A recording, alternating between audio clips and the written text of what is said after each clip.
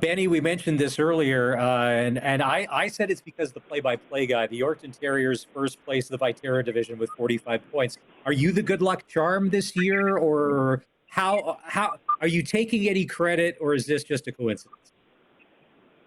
I'll take a little bit of credit, but it's been a while since we had some good success here at the Terrier. I know that COVID season in 2020 had good success, and of course, my first couple of years we made it to the league finals. We won both times, won a national title. But I'll take a little bit of success, but it's been the offense and it's been the goal scoring ability by the Terriers. That's been the biggest success. But if I need to, if I'm the guy talking here on the radio, I'll take the success here right now. I'll take the good nods. What makes Keenan Ingram so special? He's the leading scorer in the league. He's got 26 goals and 19 assists. Why is it clicking for him this year? Just a big body, can shoot the puck. He's got a pro shot, and every time, especially on the power play, whenever he gets the puck, he's shooting. I bet he has 5 or 6 attempts at power play. Whenever he's on his stick, he wants to shoot. Give and go, he gets in a good position, but I think it's his shot that is very good, and he's got some good playmakers and line mates right now at Dustin Renas and Carter Briltz as well. So it's that line just ticking right now, but yeah. He's a guy that has, maybe if he wants to, and has the mindset to play pro hockey going forward just because of that shot. But, yeah, very, very, especially in the power play. I think he's got 10 power play goals in the season. But, yeah, he's been a special player. Not a lot of guys have back-to-back hat tricks here in the year 2025. So he's been pretty special to get the MVP of the week back-to-back weeks.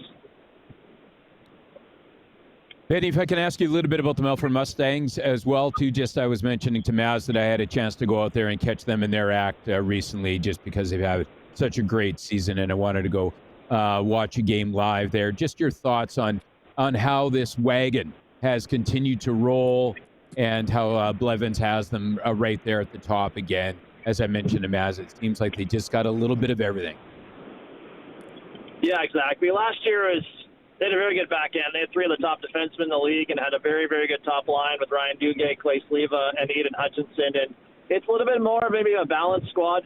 They don't win the games maybe 5-4 or 6-5. They're winning games 2-0, 3-1, and also getting good goaltending. Last year they had good goaltending with James Benn, but Christian Coombs have been outstanding. And they got those rugged D on the back end with the Nolan Roberts. They got Zach Turner, 2 former WHLers. They're big bodies in the back end, and they just play that run and gun style. They get a lead. They play that protective. They go in their house. They're very good defensively, and they're just playing some balanced hockey. So maybe not the offensive explosion like they did last year, but Trevor Blevins has got them playing some pretty good hockey in that kind of trap mode, and they're able to have some success. You know, Battleford's kind of got them last week, snapping their 17-game winning streak, kind of playing that rugged style, kind of trying to match Melfort style, but they're definitely a tough team to beat, and they had a good success and kind of a statement win over the Yorkton Terriers on Saturday to hold that Terrier offense to just 1 goal. So it's been a great squad. They didn't do a lot at the trade deadline, making no deals.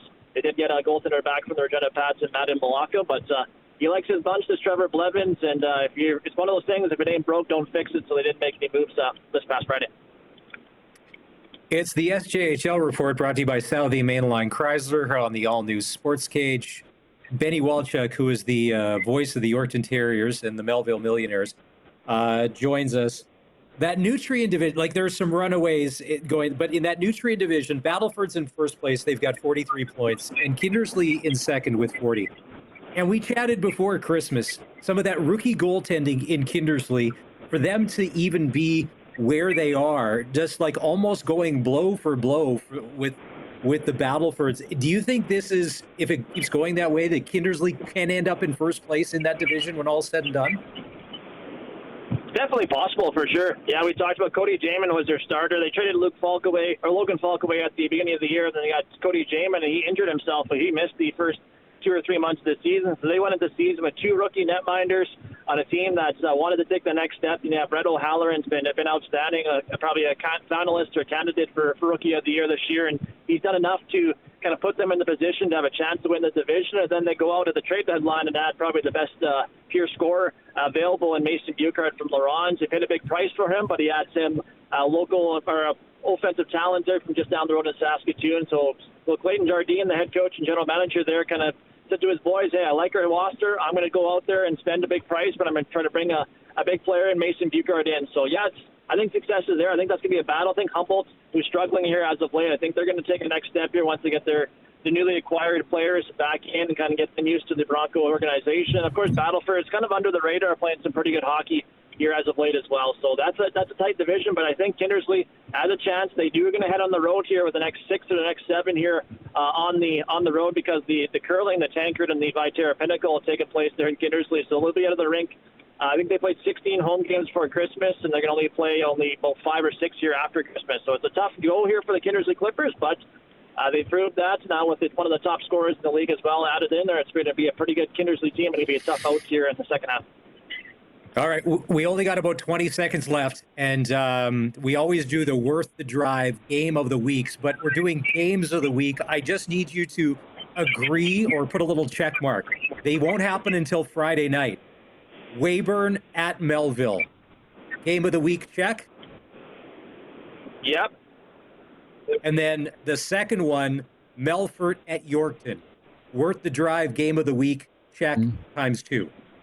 Mm-hmm. Exactly. Yep. Just down Highway 10. So maybe check out a period in Melville, head down Highway 10, up Highway 10, check out the second period, and we'll see what happens in the third. Be only 20 minutes, so that's the intermission long. So if you don't like the game you're at Yorkton, maybe come down to Melville or vice versa. But I also want to just note that Hockey Day in Saskatchewan taking place on Saturday in Kenora as well, with the Terriers taking on the Notre Dame Hounds. So if you're in the area in Kenora, it's a great fundraiser there in Kenora at the Civic Center. Check them out on Saturday as well.